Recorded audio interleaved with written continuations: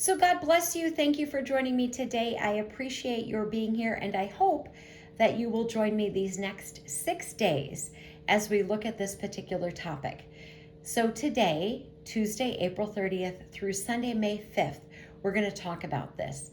So when I made that hodgepodge video and I talked about how there was something new that I had recently seen in scripture, this is what I want to bring to you. And I don't want to wait 6 or 7 months like I did with the cremation ashes video. I know we can work through this together. So this was something interesting that I had noticed. I am a person who notices things. Perhaps you already noticed this, but it looks like only Jesus did the healing in the synagogues. So I was very intrigued by this. So I thought to myself, well, when did the disciples actually get the ability to heal? And were the disciples not allowed to enter the synagogues? Was there some other reason? So I want us to work through this together, and you are brilliant, beautiful, bright people, and I love you all, and I know you're going to be fascinated by this as I was. So here's what it tells us in Ecclesiastes 1:9. What has been is what will be, and what has been done is what will be done. There's nothing new under the sun. So here God gives us his word. We just have to read it, and we just have to look at things, and then we can get insight and we can see these things in scripture. And to me, it's just fascinating.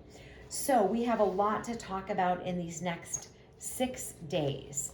And like I've mentioned before, before we can kind of move on to some more senior topics in scripture, we really have to understand the basics. You can't understand division unless you know addition. You can't understand how to read unless you know the letters of the alphabet.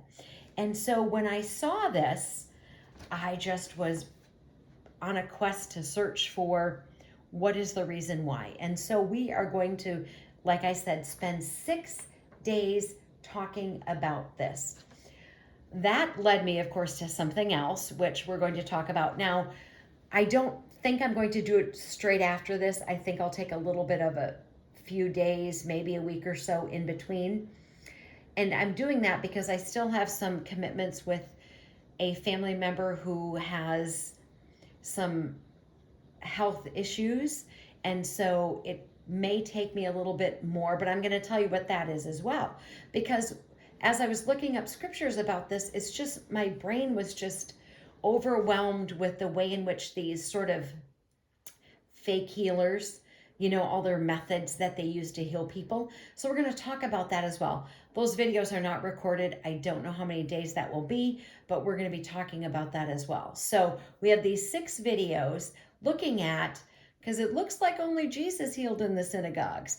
And if you have to think about it, there wasn't any other religion back then. It isn't as if there were the Methodists and the disciples, were Presbyterian. There wasn't anything like that.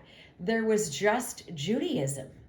So the disciples following Jesus, to me, would seem like they all would have to be of the same faith. So this is why this is fascinating to me. So I hope that for the next 6 days, you're going to be as excited about this as I am to bring this to all of you. And this is not a channel where we look at light Christianity. These are deep things that you probably have never heard before. Probably nobody's ever talked about it before. Who knows?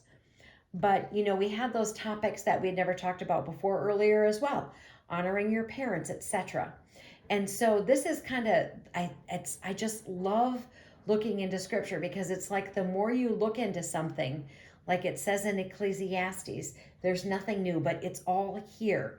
And that leads to something, which leads to something else. So I'm super excited about all of this. So armor up, we ride at dawn. We have lineage to look at, job duties, responsibility, and a ton of Bible passages. So armor up, we ride at dawn. May God bless you as always. Have a great day.